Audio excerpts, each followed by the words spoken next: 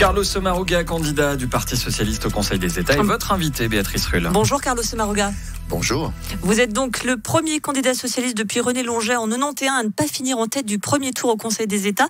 C'est finalement une demi-bonne nouvelle pour vous, ce résultat de dimanche? Ah non, je pense que c'est une bonne nouvelle à ma place, puisqu'elle montre que je suis tout proche de Lisa Mazzone, si on fait la comparaison avec les autres candidats, et que cela montre que notre campagne que nous avons faite sur des thèmes écologiques, sur des thèmes sociaux et féministes à la portée, et on nous a traités de la même manière. Est-ce que vous êtes derrière Lisa Mazzone? Contrairement à ce qu'on aurait pu penser, vous n'êtes pas la locomotive du ticket alors que vous êtes à Berne depuis 2003. Un petit peu surprenant?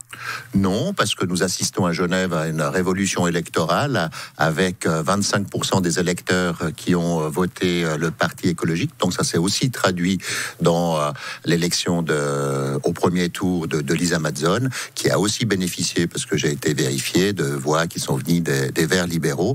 Donc quelque chose tout à fait compréhensible et qui ne me met pas aucunement mal à l'aise. Au contraire. Pas de fierté de mal?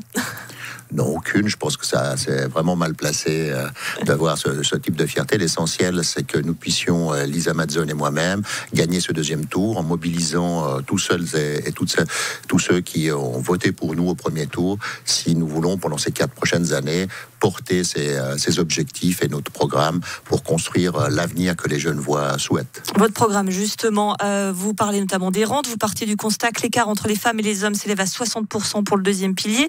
Vous souhaitez y mettre fin tout en garantissant l'âge de la retraite à 64 ans et en augmentant l'AVS. La question, elle est simple. Comment on finance tout ça? C'est très simple. Vous avez des revenus qui sont importants. Chaque année, il y a 1 milliard et plus de boni au niveau des comptes fédéraux qui peuvent être utilisés pour financer l'AVS. C'est-à-dire concrètement taxer davantage les salaires? Comment vous faites? Chaque année, il y a un boni qui est entre 1 milliard et 2 milliards et demi de positif qui n'est pas dépensé dans le budget de la Confédération et qui va éponger la dette alors que la dette commence à avoir des taux négatifs même pour la Confédération.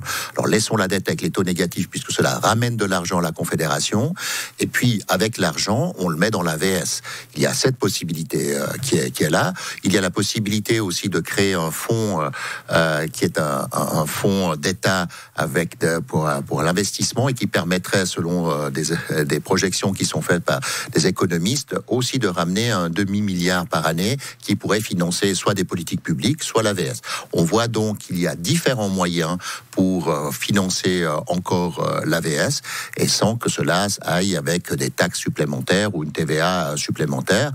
À terme, on peut imaginer naturellement qu'il y ait peut-être un point quelques points de cotisation qui puissent augmenter, que ce soit patronal et salarial. Mais ceci dit, l'objectif est d'abord de réduire l'écart entre les salaires des femmes et des hommes, parce qu'à partir du moment où cet écart arrive à sa fin, on pourra envisager d'augmenter l'âge de la retraite. Mais il est certain qu'il y a une grande différence avec la LPP et il s'agit aujourd'hui de faire en sorte que pour la prévoyance professionnelle, on mette plus de distribution et on la rapproche de l'AVS parce qu'elle crée beaucoup d'injustices, cette prévoyance professionnelle. Hier, Béatrice Hirsch, la candidate PDC, était à votre place. C'est là une question pour vous.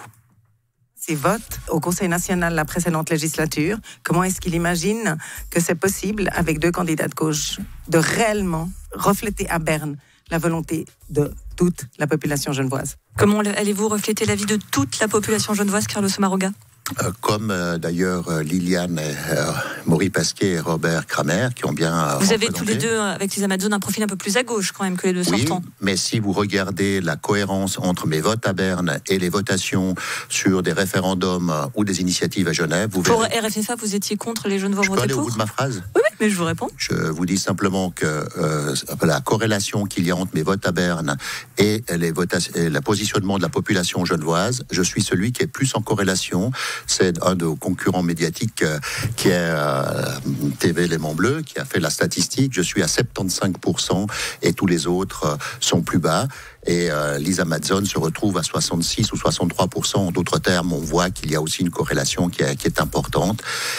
Sur RFFA, il n'y a pas de souci. Moi, j'ai voté comme le canton de Genève. Donc... il n'y a pas de souci. Et donc demain, nous recevons Paul Hémon, un candidat indépendant, pour le moins atypique. Une question pour lui. Oui, la question qu'on pourrait lui poser, pourquoi un prophète fait campagne dans un canton laïque ? Une dernière question, si vous êtes élu, vous voterez pour un conseiller fédéral vert ? Oui, je vais faire le nécessaire pour que la grande vague verte qui s'est exprimée d'abord dans les rues et ensuite dans les urnes puisse trouver sa concrétisation au sein du Conseil fédéral. Ça me paraît légitime. Et les arguments qui veulent qu'aujourd'hui on attende 4 ans, 8 ans avant de modifier la donne au Conseil fédéral ne tiennent pas compte du nouveau paysage politique et surtout de l'urgence climatique dans laquelle toutes les institutions de notre pays doivent se mobiliser et agir. Merci Carlos Maroga, candidat socialiste au Conseil des États.